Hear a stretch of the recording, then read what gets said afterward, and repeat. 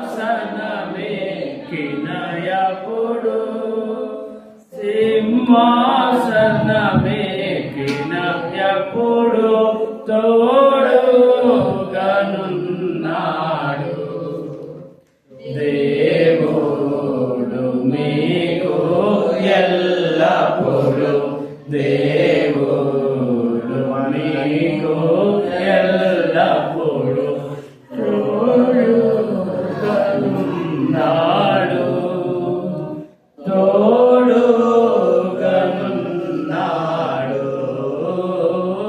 తోడుగనున్నాడు.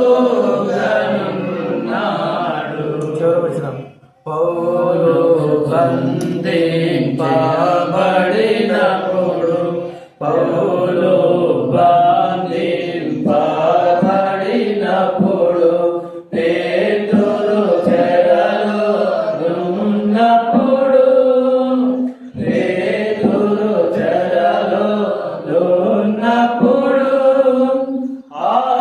అపోస్తలులు విశ్వాసులు అపోస్తలులు విశ్వాసులు హింసించబడినప్పుడు హింసించబడినప్పుడు తోడుగనున్నాడు దేవుడు మీకు ఎల్లప్పుడు దేవుడు మీకు ఎల్లప్పుడు తోడుగనున్నాడు తోడుగనున్నాడు తోడుగనున్నాడు.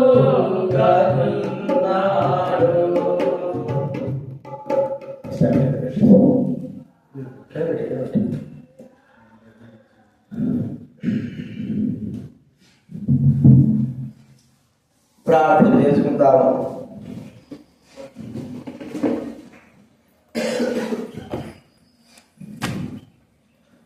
పరలోకమందున్న మా తండ్రి, క్రీస్తు యేసునామమున మీకు వందనాలు నాయనా.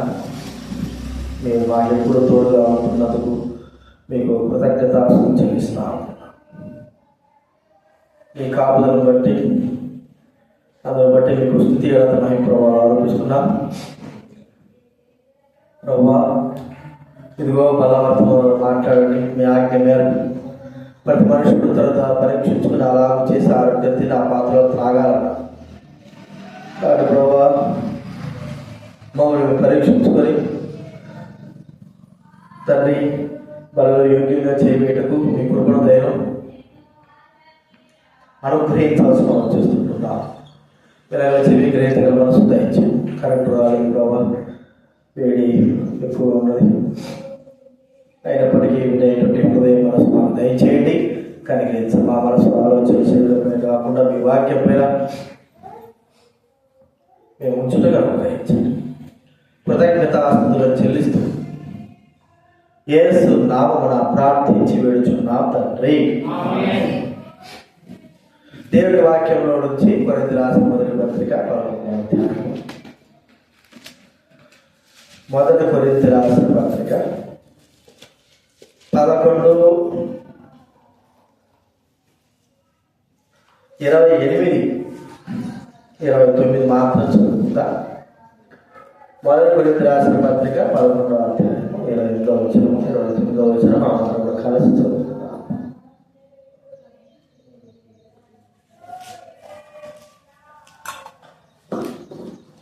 కాబట్టి ప్రతి మనుష్యుడు తను తాను పరీక్షించుకునేవాడు అలాగూ చేసి ఆ రొట్టెని ఆ పాత్రలో త్రాగకుండా ప్రభువు శరీరమని వివేచింపగా తిని త్రాగబడు తన శిక్షాది కలుగునికే తిని త్రాగుచున్నాడు. కాబట్టి ప్రతి మనుషుడు తను తాను పరీక్షించుకున్నాడు. అలాగే మనము ఉదయకాలం ఆరాధన 2 భాగాలు మత్తయి సువార్త 2వ అధ్యాయం, మత్తయి సువార్త 2వ అధ్యాయం 11-12 వచనం అందరూ కూడా చదువుకుందా. మత్తయి సువార్త 2వ అధ్యాయం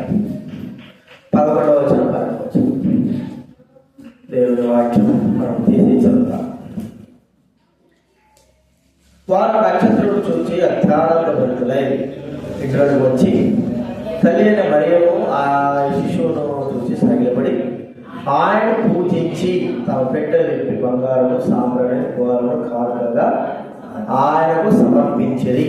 4వ అధ్యాయం 9వ వచనం. నీవు సాగిలపడి నాకు నమస్కారం చేసినట్లుగా వీటన్నిటినీ నీకు ఇచ్చేదరని ఆయనతో.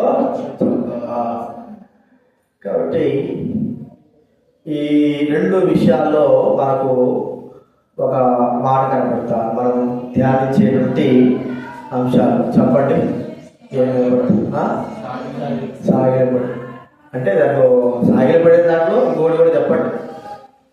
మనం ప్రతి ఆదివారము బలవర్తమానం ధ్యానిస్తున్న దాన్ని బట్టి సాగిలపడి అనే మాటను బట్టి ఏం కనబడుతున్నాయో అక్కడ కనబడానికి ఎట్లా సాగిలపడతా, ఎట్లా నమస్కరిస్తా, నమస్కారం అంటే చేస్తాం. సాగిలపడ అంటే మనకేం కనబడుతుంది? చేతులు. గత వారాల్లో మనం ఆరాధన అది బలవర్తంలో ఏమేమి చూస్తూ వచ్చాము. బలవర్తంలో ఏమేమి చేస్తాం పోయిన వారం చూస్తూ వచ్చాం.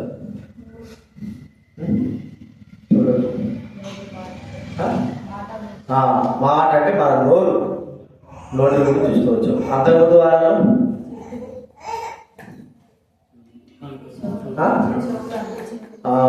చెవులు, తర్వాత కన్నులు ఆత్మీయులు 3 కదా. కాబట్టి మరి ప్రభువే దేవుడు మనల్ని రక్షించి ఆత్మీయంగా మన చేతులను కాళ్ళను చెవులను తనకు ఉపయోగపరుచుకోవాలని చూస్తున్నాడు. అయితే సాతాను ఏం చేస్తున్నాడు? మన చెవులను, మన కన్నులను, మన నోటిని, మన చేతులను, మన ముక్కుని, మన శరీరం అంతటిని కూడా పాపానికి ఉపయోగించాలని సాతాను చూస్తాం. ఈ వారం కూడా మనము మన చేతులు లేకపోతే ఎంత కష్టం. చేతులు లేని వాళ్ళు అడిగితే తెలుస్తారు కదా. ఒక్క చేయి ఉంటేనే కష్టం, ఒక్క చేయి పోయి ఒక చేయి ఉంటేనే కష్టం. అది అసలు 2 చేతులు లేని వారు ఎంత కష్టపడతా ఉంటారంటే తినడానికి కానీ, నడవడానికి కానీ, పట్టుకోవడానికి కానీ, చొక్కా వేసుకోవడానికి కానీ, కనీసము మరి బాత్రూమ్ పోయినప్పుడు కూడా అన్ని విషయాల్లో కూడా వారు ఏది కూడా చేయలేని నిస్సహాయుడు. అయినా కొంతమంది చేతులు కాళ్ళతో వాళ్ళు ఏం చేస్తూ ఉంటారు? ఆ పనులు కూడా కాళ్ళతో చేస్తూ ఉంటారు. అంటే చేతులు అనేది చాలా ప్రాముఖ్యమే. కన్నులు ఎంత ప్రాముఖ్యమో, చెవులు ఎంత ప్రాముఖ్యమో, నోరు ఎంత ప్రాముఖ్యమో, అలాగే మన చేతులు కూడా చాలా ప్రాముఖ్యం. మన చేతులతో మొట్టమొదటి మనం చేసే కార్యము ఇక్కడ ఏం చేస్తున్నారు? అలాగే తూర్పు దేశం జ్ఞానులు చెప్పండి, ప్రభువును సాగిలపడి పూజిస్తావు. ఇక్కడేమన్నాడు సాతానుడు? నువ్వు సాగిలపడి నాకు నమస్కారము చేస్తే చేతులు 2 విధాలుగా పూజ చేయడానికి, నమస్కరించడానికి, ఇంకా ఈ చేతులతో కూడా మరి మనము పవిత్రమే కాదు కానీ అపవిత్రమైన కార్యాలు కూడా మనము చేసేదానికి ఆశగా. అయితే ప్రభు మనం రక్షించి దేని కొరకు? ఈ చేతులు పవిత్రమైన కార్యాలు, పరిశుద్ధమైన చేతులు. ఒక మాట మీద తిమోతి రాసిన పత్రికలో ఏమాటుంది? 2వ అధ్యాయం 8వ వచనం. 1 తిమోతి 2:8.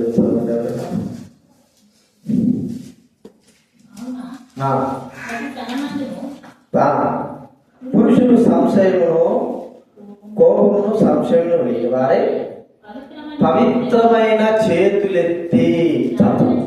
పవిత్రమైన చేతులు, అపవిత్రమైన చేతులు చూడండి. మాట ఉంది యెషయా గ్రంథం 1వ అధ్యాయం.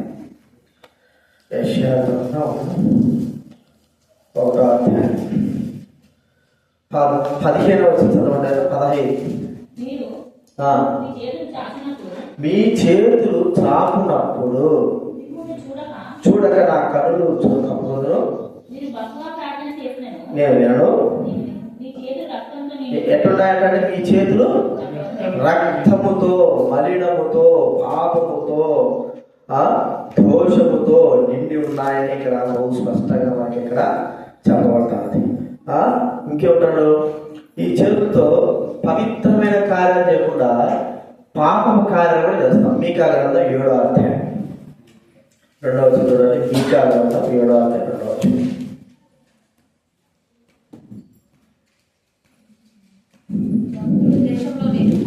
క్షమి 3వ వచనం.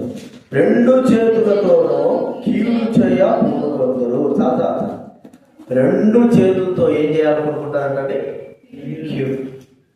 ఇప్పుడు దేవుడు మనకు రక్షించి మన ఆత్మీయ స్థితిని రక్షించి క్షమించిన తర్వాత మనం తన విడుదల చేసుకున్న తర్వాత మన చేతులు ఎవరివి? మన చేతుల యొక్క పని ఎవరిది? దేవుడికి. మన చేతుల యొక్క కష్టం ఎవరికి? మన చేతుల యొక్క బలం ఎవరికి? మన చేతుల యొక్క గౌరవం ఎవరికి? దేవుడికే కదా. చేతుల ద్వారా గౌరవం అంటే మనము నమస్కారం చేయడం ఎవరికి? దేవుడికే. పని చేయడం ఎవరికి? దేవుడికే.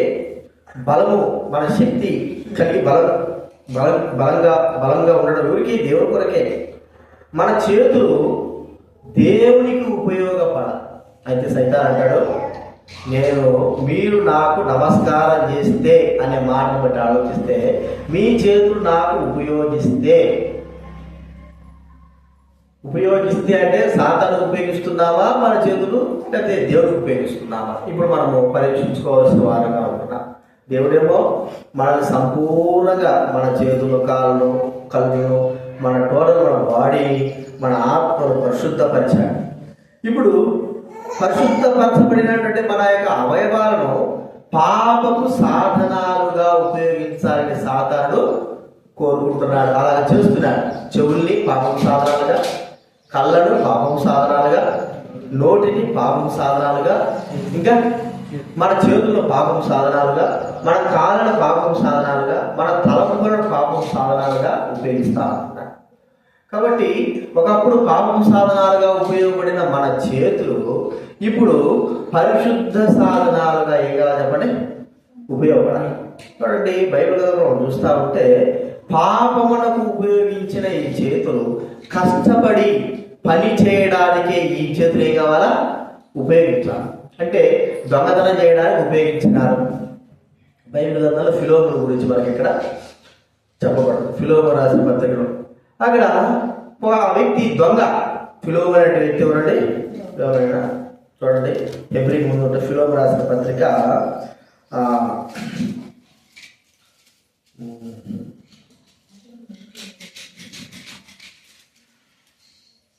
చూడండి, ఒనేసిము. ఎవరంటే అతను? ఒనేసి. ఫిలోమోను పత్రిక, ఫిలోమోను యొక్క దగ్గర ఉన్నటువంటి ఒనేసిము అనేటువంటి వ్యక్తి. ఈ వ్యక్తి తన జీవితంలో తన యొక్క యజమానుడి దగ్గర దొంగగా, లేకపోతే తన యజమాని యొక్క కుటుంబంలో దొంగతనం చేసిన వ్యక్తిగా, తన చేతులు దొంగతనానికి అప్పచెప్పిన వ్యక్తిగా చూస్తా ఉంటాం. చాలా మంది చేతులు దొంగతనాలకి, నరహత్యలకి, మోసాలకి, ఇతరులు పట్టడానికి, అన్యాయం చేయడానికి, అన్యాయంగా నడవడానికి, పాప పనులు ఉపయోగించడానికి ఈ చేతులు మనం ఉపయోగిస్తాం. ఈ చేతులు ఉపయోగించిన వ్యక్తి ఒనేసిము అనేటువంటి మాట మనం చూస్తాం. ఒనేసిము ఆ వ్యక్తి తన చేతులతో పని చేసుకోకుండా, పరిశుద్ధంగా నడుచుకోకుండా, దొంగతనంగా ఇతరుల యొక్క డబ్బులు దొంగిలించి ఆ వ్యక్తి బ్రతుకుతూ వచ్చాడు. ఆ చేతులతో చేయబడినటువంటి దొంగతనం చేసినటువంటి ఆ చేతులతో ఉన్నటువంటి ఆ వ్యక్తి ప్రభు యొక్క బిడ్డగా చేయబడ్డాడు, రక్షింపబడ్డాడు. పౌలు చెరసాలలో ఉంటే చెరసాల దగ్గరికి వచ్చినప్పుడు పట్టుకున్నప్పుడు చెరసాలలో దేవుని వాక్యము ద్వారా ఒనేసిము రక్షింపబడ్డాడు. ఇప్పుడు రక్షింపబడినటువంటి ఈ వ్యక్తి, అప్రయోజకుడుగా ఉన్నటువంటి వ్యక్తి, దొంగగా ఉన్నటువంటి వ్యక్తి తన చేతులతో కష్టపడి పని చేసేటువంటి వ్యక్తిగా మార్చబడ్డాడు. ప్రయోజనము లేనివాడు ప్రయోజనము కలిగిన వాడుగా. చూడండి, 11వ వచనంలో ఫిలోమోను రాసిన పత్రిక 1వ అధ్యాయం 11వ వచనం. మునుపు నీకు నిష్ప్రయోజకమైన వాడే గాని మునుపు నీకు నిష్ప్రయోజకమైన వాడే, ఇప్పుడు నీకు నాకును ప్రయోజనకరమైన వాడు. నిష్ప్రయోజకమైన వ్యక్తి ప్రయోజనం. ఇప్పుడు దొంగతనం చేస్తున్నారు, నిష్ప్రయోజకం అంటావా ప్రయోజనం అంటావా? చెప్పండి. దొంగతనం చేసేటువంటి కార్యము వాడు దొంగతనం చేస్తున్నాడు. నిష్ప్రయోజనం అంటావా, ప్రయోజనం అంటావా? నిష్ప్రయోజనం. నరహత్య చేసేవాడు అనుకో, నిష్ప్రయోజనం అంటావా, వాడి చేతులు ప్రయోజనకరమేమంటావా? ఇతరులను కొడతా ఉన్నాడు, ఇతరులను బాధపడుతున్నాడు, వాడి చేతులు వాడు చేసే పని నిష్ప్రయోజనమా, ప్రయోజనకరమైందా? నిష్ప్రయోజకమైందే. వాడు చేసేది పాపపు పనులు కాబట్టి అవి నిష్ప్రయోజకమైనవిగా చేయబడుతున్నాయి. కాబట్టి తన చేతులతో ఒనేసిము ఎన్నోసార్లు దొంగతనం చేసిన వాడు కాబట్టి, ఎన్నోసార్లు మరి తన యజమానుని దగ్గర దొంగగా దొంగిలించిన వాడుగా చూస్తా ఉంటున్నాడు. ఏమైనా వాడు కదా దొంగతనము చేయకూడదు కదా, వాక్యం ఏమిటి? దొంగతనం ఏం చేయాలా? మన చేతులతో పాప పనులలో ఇదొక భాగం. ఏది? దొంగతనం అనేది ఒక భాగం. పాప పనులలో ఇతరులను హింసించడం ఒక భాగం. పాప పనులు నరహత్య చేయడం ఒక భాగం. పాప పనుల్లో లంచాలు తీసుకోవడం అనేది ఒక భాగం కదండి. ఇవన్నీ కూడా దేని కిందకి వస్తాయని చెప్పండి? చేతులు పాపానికి కారణముగా చేయబడడానికి ఉపయోగిస్తాం. సరే, ఈ పాపానికి కారణంగా చేసినటువంటి ఈ వ్యక్తి తన చేతుల్లో ఎలాగ ఉండాలి, ఈ చేతులు దేని ఉపయోగించాలి? చూడండి, మొదటి తెస్సలోనికి రాసిన పత్రిక, 2వ తెస్సలోనికి రాసిన పత్రిక 3వ అధ్యాయం. చూడండి, పని అంటే ఇక దొంగతనం కాకోకుండా, మోసం కాకోకుండా ఇక్కడ ఏం చేయమంటున్నాడు? 3వ అధ్యాయం 6వ వచనం. 2వ తెస్సలోనికి రాసిన పత్రిక 3వ అధ్యాయము 6 నుంచి 10 వరకు చదవండి. బోధన ప్రకారం కాక అక్రమముగా నడుచుకుని ప్రతి సహోదరుడికి ఎంతండి ఆజ్ఞాపించుచున్నాము. తెలుగు మధ్యాహ్నం అక్రమముగా నడుచుకోలేదు,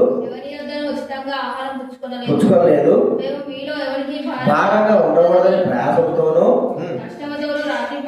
పని చేయించు జీవనం చేసి తిని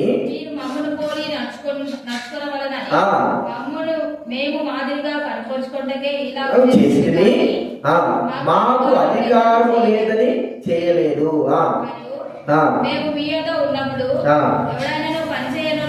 ఎవడైనా పని చేయనొల్లని ఎడలా మీలో కొందరు చేయక పనులలోకి పోవచ్చు అక్రమంగా నడుచుకున్నాము. అట్టివారు నెమ్మదిగా పనిచేయచ్చు, సొంతముగా సంపాదించుకుని ఆహారం భుజింపవల్లని. చూడండి ఎంత బాగుందో. అంటే ఆజ్ఞలో ఎలా ఉన్నారు? పరువులకు పోతూ, అక్రమంగా నడుచుకుంటూ, దొంగతనం చేస్తూ, లేకపోతే అక్రమంగా వారు బాధపెడుతూ, అన్యాయంగా ఒక పని చేయకోకుండా, అన్యాయంగా వారు తమ చేతులతో కష్టపడుకోకుండా అన్యాయంగా ప్రవర్తించేటువంటి వ్యక్తులుగా ఉన్నారు. వాళ్ళ ఈ దినాల్లో ఒక పని చేయరు, పాట చేయరు, ఏమీ చేయరు కదండి. పని లేకుండా జీవిస్తూ ఉంటాం. పని లేకోకుండా ఒకవేళ పని అనేది మానవుడికి లక్షణం. పని చేయాలి. బైబిల్ గ్రంథంలో ఉంది స్త్రీల గురించి 31వ అధ్యాయం సామెతల గ్రంథంలో, ఆమె పని చేయకుండా భోజనము చేయదు. అంటే భోజనం చేయడానికి పనికి చాలా దగ్గర. పని చేస్తే నేను చెప్తా వచ్చాను కదా, మేము చెమ్మరోడ్లో ఉన్నప్పుడు మరి ప్రతిరోజు ఒక్క టీ గ్లాస్ టీ కోసం, ప్రతిరోజు అంటే టీ కోసమనే కాదు ప్రాముఖ్యంగా, కానీ ప్రతిరోజు దేవుడి మందిరం ఊడ్చాలి. దేవుడి మందిరం ఉదయాన్నే వేసి ఊడ్చి వెళ్ళిపోయేటప్పుడు కరెక్ట్గా అందరికీ టీ గ్లాస్ ఇస్తాను, టీ ఇస్తాను. ఒకవేళ ఏం పని చేయకుండా అడుగుతారంటే, ఏమైనా పని చేసినావా? పని చేయకపోకుండానే ఒక ఈ టీ గ్లాస్ కూడా అప్పుడంతా టీ ₹1 టీ కూడా తాగడానికి కూడా అనట్లేదు. ఏమిటి? ఎందుకంటే దేవుడి మందిరంలో, దైవ మందిరంలో ఒక్క పని కూడా నువ్వు చేయకపోతే దేవుడి సొమ్మును, దేవుడి పనిని, మరి దేవుడి యొక్క ఆహారం తినడానికి అర్హత మనకు లేదు. అందుకే నేను చెప్పాను, పని చేయండి. ఎందుకంటే మనకంటే, ఎందుకంటే పని చేయాలి. మనం సొంతగా, ఇది కేవలం ఇది కాకుండా మనం సొంతగా సంపాదించుకున్న ధనం చేత మనం తినాలి. ప్రేమైన వాళ్ళ అక్రమంగా మనం చేసేటువంటి పనులు దొంగతనానికి కిందకి వస్తాయి. ఈ యొక్క ఒనేసిము దొంగతనం చేస్తూ ఇప్పుడు దొంగతనం చేసేవాడు ఒకసారి దొంగతనం 1,00,000 రూపాయలు దొంగతనం చేశాడు, ఒక 10 అవసరం ఉంటుందా? ఒక 2 వారాలు 3 నెలలు బాగా సుఖం పొందుతాడు. ఒక్కసారి కష్టం చేసుకోకుండా మోసం చేసి ఆ డబ్బులు తీసుకుంటాడు. ఇట్లా ఎంత దొంగతనం చేస్తే తన పనే చేయాల్సిన అవసరం లేదు. అయితే ఇప్పుడు డబ్బు ఉంది కదా, మరి తను ఎలాగ సంపాదించాడు ఆ డబ్బు అంటే దొంగతనం, తన చేతులతో దొంగతనం చేసి అక్రమంగా సంపాదించినటువంటి దాన్ని పాపపు పనులకు మన చేతులను మనం ఏం చేయకూడదు చెప్పండి, ఉపయోగించు. ఇది నేను కూడా మీకు చెప్పేది ఏంటంటే దేవుడి మందిరంలో పని పూజ చెయ్యండి. అది మన ఆరాధన 2 నిమిషాలు చేస్తే చాలైనా మీకు ఎక్కడ లేదు వచ్చేస్తుంది. ఎందుకు వస్తుందో నాకు అర్థం కాదు. మగవాళ్ళైనా ఆడవాళ్ళైనా అంటే నేను అర్థం చేసుకుంటే మీకు పని శాత కాదు. పని చేసేవాడు ఏం చేస్తాడంటే ఉదయం నుంచి సాయంత్రం వరకు ఏం చేస్తాడు? ఉదయం సాయంత్రం సంపాడా ఆ అనుభవం ఉంది. మరి దేవుడి మందిరంలో ఎందుకు అనుభవం లేదు? ఒక్క గంట చూడండి, గంటని పరీక్షిస్తారు. గంట వరకు కరెక్ట్గా చేయమని చెప్పండి, నమ్మకంగా పని చేయమని చెప్పండి, అలిసిపోకుండా గంటకే. ఇది మా అమ్మగారు ఉంటుంది. నిన్న ఉదయం కదా నేను వచ్చినాను, వర్షం అంటే ఉడుతుంది, చెమటలు కారిపోతున్నాయి. ఏంటి పెద్ద బరువు పెట్టుకొని ఊడుస్తుంది కదా, చీపులు తీసుకొని ఆకులు బయట ఆకులు అట్లనే చెమట కారిపోతున్నాయి. మళ్ళీ దురిపిడే మళ్ళీ ఊడుస్తుంది. ఈ పిల్లలు గడువులు మగాడే లేదు, చెమట కాస్తాను. ఏంటి నేను అనుకున్నా ఈ పిల్లలు పని చేస్తుందా, పని ఉపయోగపడుతుందా? ఇప్పుడు ఎట్లా నాయన జీవితం అంతా నాశనం అయిపోతుంది. కనీసం పని కూడా చేసుకోకపోతే అక్కడ జీవితం. ఇప్పుడు మనం నమ్మేట్టు కాదు, మనం కూడా పనులు ఇప్పుడు పెడితే అప్పుడు తెలుస్తుంది మనకంతా కమాలేసి. ఆ పిల్ల కంటే ఇంకా అభిమానం మనం ఇంకా పని చేయమంటే వాళ్ళు కూర్చుంటే లేస్తే కూర్చోలేదు. ఏది మన చేతులతో ఏం పని చేస్తున్నారు? దేవుని పనులకు ఆపు లేకపోకుండా చేయాలి. ఉదయం మేము సేవా తరగతిలో ఉంటే ఆపే ఉండేది కాదు, ఎక్కడో ఇక దాక్కొని కొద్దిసేపు రెస్ట్ తీసుకోవాలన్నట్టుగా ఉండేది. ఇక అంత పడే అటు తిరుగుతాడు ఆ పని ఇప్పుడు ఎంతసేపు పని చేస్తారు చెప్పు. కొద్దిసేపు చేయగానే ఇంకా ఆయాసం వచ్చేస్తుంది, రెండోదిగా అసహనం వచ్చేస్తుంది. ఉంటున్నా కొద్దిసేపు కూర్చొని పని చేయమంటే కూర్చొని చేస్తాడు. చెప్పు పని చేయమంటే ఏం చేస్తాడు? నేను నిజంగా చూస్తాను 3 సంవత్సరాలకి ఖచ్చితంగా 2 గంటల సేపు కష్టపడి చేసే పనులు అంటే దేవుడు లోపల చేస్తారు. అది మనకు అది చేయకపోతే రాదు, చేయకపోతే ఏమన్నా ఫుడ్ కాదు. కానీ చెయ్యాలా? దేవుడి మందిరం ఉంటుంది. ఎక్కడ లేని సోమేరుతనం అంతా కూడా మనం ఇక్కడ పెట్టేస్తాం. చూడండి, మనము పని విషయంలో, దేవుడి మందిరం విషయంలో మన చేతులు ఎంతగా ఉపయోగపడాలి. దేవుడి మన కండబలమంతా కూడా, శక్తి బలమంతా కూడా చివరి వరకు కూడా ఉపయోగపడవలసిన వారంగా ఉంటున్నా. అయితే మనం చేయలేకపోతున్నాం. సిగ్గు అవమానం, నాకే అవమానం, సిగ్గు పోతుంది. అరే ఈ చిన్న గడ్డి విరగమంటే విరగలేకపోతున్నారు. ఈ చిన్న చెట్లు మనం నిజంగా పనివంతులం అయితే ఈ మందిరం అంతా కూడా చక్కగా శుభ్రమయ్యేది. అర్థమైందా? మేము పనివంతులమైతే, నిజంగా పనివంతులమైతే ఏమైపోయింది చెప్పండి? ఒక్క చెట్టు కూడా ఉండేది కాదు. ఏమైనా పని చేసి ఇప్పుడు కాదండి, రేపు కదా, మొన్న ఇంకే రేపు కదా 3 నెలలు అయిపోతుంది. పని చేపితే ఆ పని దేవుడి సన్నిధిలో డబ్బు కోసం, ఇప్పుడు మనం చేసే పని, మనం లోకంలో చేసే పని దేవుడి కోసం చేస్తున్నాం, మన తిండి కోసం చేస్తున్నాం, మనకు డబ్బు ఇస్తారు. కానీ మనం చేసే పని నిత్యత్వంలో మనకి ఏముంది? దేవుడి చేత మనకు నియమింపబడినటువంటి బహుమానం ఉన్నది. ఆ బహుమానం ఉంది అని ఎంతమంది నమ్ముతున్నారు చెప్పండి, చేతండి. మనం చేసే ప్రతి పనికి బహుమానం ఉంది అనే వారు ఎంతమంది చెప్తున్నారు? నువ్వు నమ్మడంలే, యాడెత్తులో నీ మొక్క పెరుగుతా, నువ్వు నమ్మడంలే కదా. నువ్వు నమ్మలేకపోతే ఏం చేస్తావు? బహుమానం లేదండి, ఉంది. మన చేతులతో కష్టపడి దేవుడి సందులో మనం చేసే పనికి బహుమానం ఉంది. ఎంతవరకు పని చేస్తుంది? నువ్వు లోపల సండేసుకో, అయిపో, బిస్కెట్ ఇస్తాను పోవాలి, రావద్దు, మళ్ళీ కర్ర తీసుకొస్తా. బహుమానం ఉంది. ఇది నానా నీవు నేను గుర్తుపెట్టుకున్నా. మన చేతులు ఎంత కష్టమైనా సరే దేవుడి కొరకాయ మనం ఏం చేయాలా? ఏ పెద్ద కష్టమేం కాదండి. అందరూ కలుసుకుంటాం. ఒకడే అయితే బాధపడాలి. నలుగురు ఐదు కలుసుకుంటే ఏమంతా చెప్పండి. నలుగురు ఐదు ఉన్నా కూడా మనం కష్టం అనుకుంటే మనం అంత సోంబేరం లేదు, లేకపోతే చేతకాని వాళ్ళు అనుకుంటాం. ఒకటి గుర్తు పెట్టుకోవాలి. ఇది పాపపు పనులకు మనం ఎంతగా అయితే మన చేతులను శక్తిని బలాన్ని ఉపయోగించి మనం చేస్తున్నామో, దైవికమైనటువంటి దేవుని మందిరపు పనులకి మనం మన చేతులు శక్తి పనులను చేస్తున్నామా? విసుగు చెందకోకుండా ఒక గంట సేపు చెప్పింది చేసే పనులు చేయగలుగుతామా? చెప్పండి. విసుగు చెందకుండా చేస్తామా? అదే మేస్త్రి గాడని కట్టలేదు, మేము ఆ పనులు ఎక్కువ చేసేవాడు ఏం చేస్తాడు చెప్పండి? పెద్దోడు మేస్త్రి ఇచ్చారా అంటా వాడు ఎంత విసుగు కలిగించినా డబ్బు కోసము వాడు ఎంతైనా సరే చేస్తాడు. దేవుని కార్యాలకు మాత్రం మన శక్తిని మనము ఉపయోగించలేకపోతున్నాం. ప్రియమైన వారు కదా, ఈ చేతులు ఎవరి కొరకు, ఎవరికి చెప్పండి? ఎవరికి? ఈ చేతులు దేవుడివి, దేవుడి కొరకు, నీ కొరకే కాదు, నీ కొరకు కూడా ఉపయోగించుకోవాలి. మనము కడుపు నింపుకోవడానికి, పొట్ట నింపుకోవడానికి, పని చేయడానికి ఉపయోగించుకోవాలి. అంతకు మించిగా ఈ చేతులు దేవుని సేవ కొరకై మనం ఏం చేయాలని ఉపయోగించాలి. కాబట్టి ప్రియమైన వారు కదా, పాపం పనులకు ఎన్నో దినాలు ఉపయోగించినాము, నీతి పనులకి దైవిక పనులకు ఎందుకు ఉపయోగించలేకపోతున్నాం? ఒక్క పని చేయంగానే మనకు ఆయాసం వచ్చేస్తుంది, కష్టం వచ్చేస్తుంది, శక్తి బలం కోల్పోయినట్టు అనిపిస్తాం. అదే లోక పనులు చేయమని చెప్పి ఎంత శక్తినైనా ఉపయోగించి చేస్తాం కదా. ఒక దినాన్ని మనకు బహుమానం ఉంది దేవుని దగ్గర, ఆ బహుమానం మనం పోగొట్టుకుంటాం. ఇది మొట్టమొదటి చూసి పాప పనులు. ఈ దొంగతనం చేసినటువంటి వ్యక్తి ఒనేసిము క్షమింపబడ్డాడు. తర్వాత దొంగతనం చేయలేదు, కష్టపడి సంపాదించుకొని తాను తిన్నవాడుగా లేదా కష్టపడి పనిచేసే వ్యక్తిగా మనం అక్కడ చూస్తామనుకున్నాం. ఇది మనం చేయాల్సింది. అయితే ఆత్మీయంగా మనం లోక సంబంధంగా మనం ఎంత కష్టపడ్డా, ఆత్మ సంబంధంగా దేవుని పనుల కొరకై మనం ఎంత శక్తినైనా సరే ఉపయోగించి చేయాలా.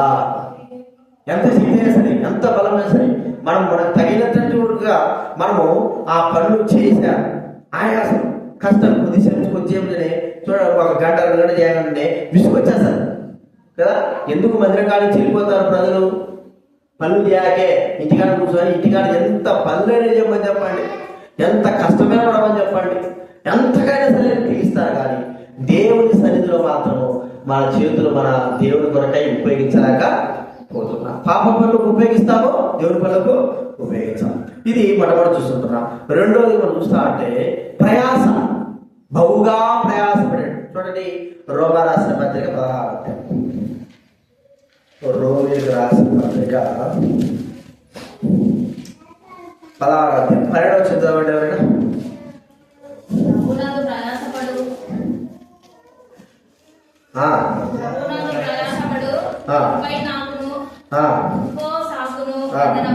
వందనములు వందనములు. ఆమె ప్రభువునందు బహుగా ప్రయాసపడెను. ప్రభువునందు ప్రయాస. చూడండి, దేవుని ముందు పాప పనులకు ఉపయోగించుకున్నాం. అయితే దేవుని పనులలో మంచి గట్టి పని వారమైన వారు. చూడండి, నెహెమ్యా గ్రంథం 4వ అధ్యాయంలో 20వ వచనంలో నెహెమ్యా గ్రంథం 4:20. నెహెమ్యా గ్రంథం 4:20 చదవండి.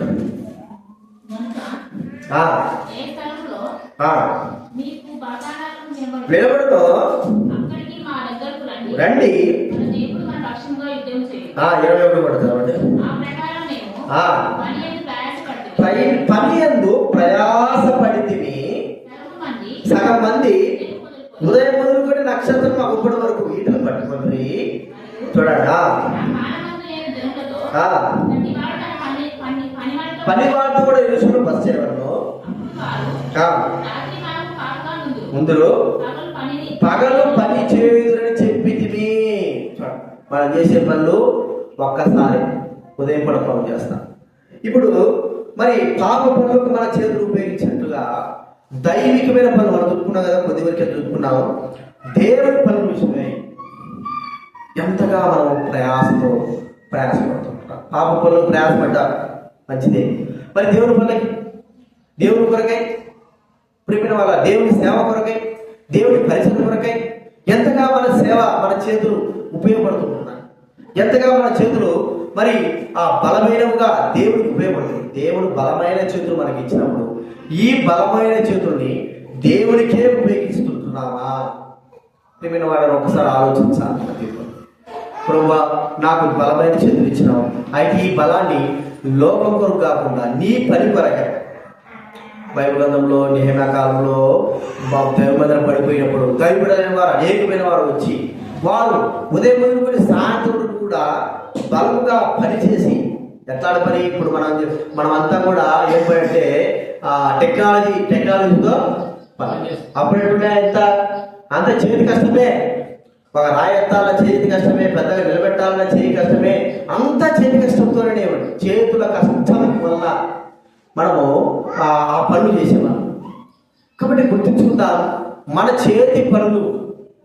ఇక నెహెమ్యా కాలంలో దైవ మందిరానికి ఎలాగైతే ఉపయోగపడ్డాయో మన పనులు కూడా దైవ సన్నిధి కొరకై అలా ఉపయోగపడాలి. ప్రియమైన వారిని గుర్తించుకున్న దేవుడు మరి లోకంలో ఉన్నవారిని పిలిచవచ్చు, లోకంలో ఉన్న వారి ద్వారా ఆయన తన పనులు చేయించుకోవచ్చు, తన కార్యాలు తన సన్నిధిని చేయించుకోవచ్చు. కానీ అలా కాదు, తన బిడ్డలైన వారే తన సన్నిధి కొరకై మరి ప్రయాసపడే వారు కావాలని కోరుకుంటున్నాడు. కాబట్టి మన చేతులు ఇప్పుడు దైవ సేవ కొరకై ఏం చేయాలో సమర్పణగలిగిన వారంగా ఉండాలి. ఇది ఎవరికంటే నాకు ఏదైనా పని చేయాలంటే నాకు ఆ పని ఉండాలి, ఈ పని ఉండాలి, లేకపోతే నేను అక్కడికి వెళ్ళాలి, ఇక్కడికి వెళ్ళాలి. ఆ సమయాన్ని ఆ పనులను మనము దాటేసుకుంటాం. లేకపోతే ఇతరుల మీద పెట్టి నేను ప్రయాసపడుతున్నాను కదా, వారి మీద ప్రయాసపడలేకుంటున్నారు అని ఇతరుల మీద పెట్టి మనము దాన్ని దాటేసుకుంటాం. మన సొంత పనిలో, మన సొంత ఇంటిలో మనము ఏం చేయాలి? మన సొంత ఇంట్లో మన సొంత పని మనము చేసుకోవాలి. ఎవరో వస్తే చేసేది కాదు, డబ్బులు ఇచ్చి చేసేది కాదు కదండి. మన సొంత ఇంట్లో మన పని మనము చేసుకోవడం ద్వారా ఉన్న తృప్తి ఎక్కడ కూడా ఉండాలి. కాబట్టి దేవుడు మనకి ఇచ్చినటువంటి ఈ చేతులు చూడండి, మన కొరకై ప్రభువు యేసు క్రీస్తు ఆయన చేతులు ఏమైనా మేకులు దెబ్బబట్టి మరి ఎంత శ్రమ చేతుల పైన ఆయన తన శరీరం అంతా కూడా వేలాడదీయబడుతూ వచ్చాడు. చేతుల పైన ఎంత శక్తిని ఉపయోగించాడు. చనిపోవాలి కానీ మూడు గంటలు రాత్రి మధ్యాహ్నం 12 గంటల మునుకొని, అదే మా ఉదయం 9 గంటల మునుకొని మధ్యాహ్నం 3 గంటల వరకు కూడా ఆయన ఎంతో శ్రమ, ఎంతో వేదన ప్రియమైన వారు వేలాడుతూ వచ్చాడు. ఒకసారి గుర్తించుకోండి, ఆ చేతుల బలం ఎవరికి ఉపయోగించాడు? నీ కొరకు, నా కొరకు. ఇప్పుడు మన చేతుల బలం ఎవరికి ఉపయోగించాలి? దేవుడి సేవ కొరకు, దేవుడి పరిచయం కొరకు. నేను చెప్తున్నాను చూడండి, దేవుడి మందిరంలో పని చేయకోకుండా పై తిరిగేవాడు దేనికి పనికిరాడు, దేనికి కూడా పనికిరాడు. ఆ వ్యక్తి ఏమి కూడా మనం ఎంత ధనం సహాయం చేసినా, లేకపోతే ఎంత మన స్థాయి ఉన్నప్పుడు కూడా దేవుడి సన్నిధిలో ఎంతగా తగ్గించుకొని ప్రతి పనిని మనం చేస్తామో దేవుడి దృష్టిలో అంత గొప్పగా దేవుడు మనల్ని హెచ్చిస్తాడు. అర్థమైందా? మనకేదో ఉండాలి డబ్బు ద్వారా అని చేయొచ్చని కాదు, డబ్బు ద్వారా చేయొచ్చు కానీ స్వయంగా చేసేది ఎప్పుడంటే మన ఇంట్లో ఉన్నాం అనుకోండి, ఇంట్లో మనకు ఎంతో డబ్బు ఉంది, తిండి ఏం చేస్తాము? ప్రతిరోజు బయట తీసుకుంటారా? ఎంత ధనం కలిగిన వాళ్ళు అని చెప్పండి. ఏం చేస్తారు? కుటుంబంలో ఇంటిలో తయారు చేస్తారు. కొంతమంది కూడా వాళ్ళు సొంతగా తయారు చేసుకుంటారు. అంటే తృప్తి అనేది మనం చూస్తుంటున్నాం, బయట ఉండే అంత తృప్తి అనేది ఉండదు. అలాగే దేవుని సేవ పరిచయంలో మన చేతులతో మనమంతా మనం చేసుకునేటువంటి ఆ పనులను బట్టి ప్రభువు సంతోషించేవాడు, మనకు కూడా తృప్తి అనేది ఉంటుంది. మనం గుర్తించుకోవాలి. కాబట్టి రెండోది మనం చూస్తా ఉన్నాం, పాప పనులు మన చేతులు ఉపయోగించినాము. అలాగే అంత మాత్రం రెండోదిగా దేవుని పనుల కొరకే మన చేతులు కూడా మనం ఏం చేయాలా? నెహెమ్యా కాలంలో జరుగుతూ వచ్చింది. నెహెమ్యా కాలం అంత మాత్రంగా చూడండి, మూడోది మనం చూస్తా ఉంటే ఈ చేతులు సహాయపడేటువంటి చేతులుగా ఉండాలి కదండి. సహాయం, కొంతమందికి తీసుకోవడమే తప్ప ఇచ్చేదే ఉండదు. అర్థమైందా? ఇప్పుడు చూసి బతుకంతా తీసుకోవడమే, ఇచ్చేది ఎప్పుడు? రూపాయలు కానీ, 10 రూపాయలు కానీ, 20 రూపాయలు కానీ బతుకంతా తీసుకునేప్పుడు ఇచ్చేది మన చేతులు. ఎందుకంటే ప్రభువు మన చేతుల్ని ఇచ్చే చేతులుగా, ఆయన రక్షించినప్పుడు మన చేతులు ఇచ్చే చేతులుగా ఇచ్చారు.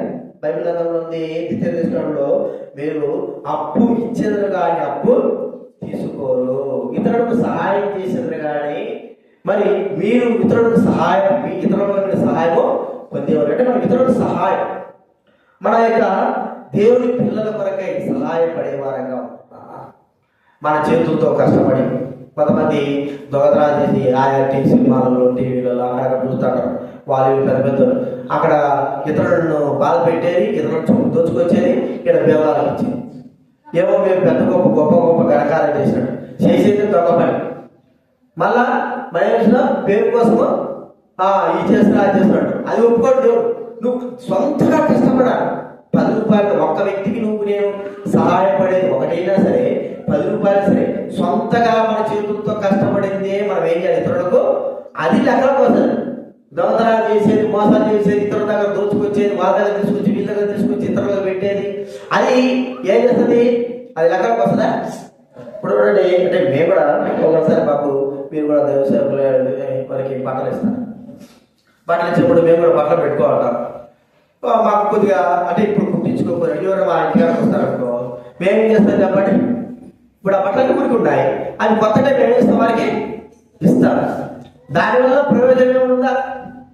ఒక్కోసారి ఉంటుంది. ఎందుకంటే మేము మన సొంతగా వారికి కొనిచ్చి అర్థమైంది, కొంతగా కొనిచ్చి తీస్తే అవి దానికి ప్రయోజనమైనది ఉంటాయి. ఎవడో ఇచ్చిన దాని వల్ల నువ్వేని ప్రయోజనం పొందుతావు, నేనే ప్రయోజనం పొందుతావు, దానికి అర్థం. కాబట్టి ఇతరులకు మనం ఏం చేయాలంటే సహాయపడేవారంగా ఉండాలి. కొంతమంది ఇతరుల మీద సహాయపడాలని ఉంటారు, వారి మీదవారుగా ఉంటారు. వారు ఏ విధంగా ఉన్నా వారికి మనము భయపడిన వారికి మనం సహాయం చేయడానికి సిద్ధమైన వారంగా, మనకు తగ్గ విషయంలో మనకు తగ్గగా మనకు ఎంత ఉంటుందో అంతలోనే మనం వారికి ఏం చేయాలి, సహాయం చేయవలసిన వారంగా ఉంటున్నాం. కాబట్టి అలాంటి అనుభవం ఉండాలి. మన చేతులు ఇతరుల వైపు చాచుకోకుండా మన చేతులు ఎవరైతే సహాయకులు ఎదురుస్తున్నారో వారికి సహాయపడేటట్లుగా మనము ఇచ్చేవారంగా ఉండాలి. ఇది చేతుల యొక్క గొప్పతనం. కాబట్టి ఎప్పుడు చూసినా తీసుకోవడమే కాదు, ఇవ్వడం కూడా నేర్చుకోవాలి. అంత మాత్రంగా చివరిగా మనం చూస్తూ ఉంటే దేవుడు ఉపయోగపడంటే మా మదర్ తెరేసా చెప్పిన మాట ఏంటంటే ప్రార్థన చేసే పెదవుల కన్నా సహాయం చేసే చేతులే మిన్న. సహాయం చేసే చేతులు మిన్న. చూడండి, బీదలకు ఉపయోగపడే చేతులు ఉన్నాయా, దైవుడైన వారికి ఉపయోగపడే చేతులు ఉన్నాయా, దైవ సేవకు ఉపయోగపడే చేతులు ఉన్నాయా? దైవ ఉన్న దాంట్లోనే దైవ సేవ కొరకై, బీదల కొరకై ఉపయోగపడే చేతులు ఉన్నాయా? ఈ చేతుల ద్వారా దేవుని సేవకు, దేవుని పరిచయానికి మనకు కలిగిన దాన్ని ఇస్తున్నామా? దేవుని బిడ్డల వారు ఎంతో మంది బీదవారు ఉన్నారు, వారు గుర్తించి అవసరాలను బట్టి వారికి ఇస్తుంటున్నామా?